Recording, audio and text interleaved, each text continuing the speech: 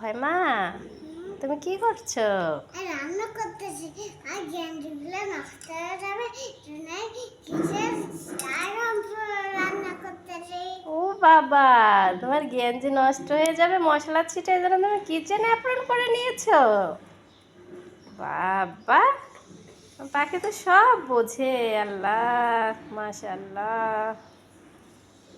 তুমি কি রান্না করছো মা? আমরা আমরা শাক রান্না করছি আর পুরি রান্না করছি। তা এটা শাক রান্না করছো? এটা কি শাক রেড কালার? এটা কি লাল শাক? হ্যাঁ, আর ওটা কি শাক? গ্রিন শাক। গ্রিন শাক।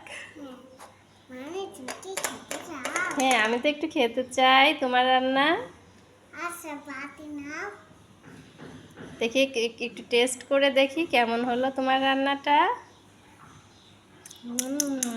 ইয়াম্মি ইয়াম্মি হয়েছে, খুব মজা হয়েছে, খুব মজা হয়েছে তো মা।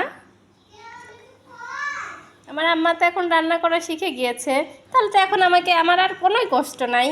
ওর মা আমাকে এখন রান্না করে খাওয়াইতে পারবে। আমার এখন শুধু শান্তি আর শান্তি, তাই না মা?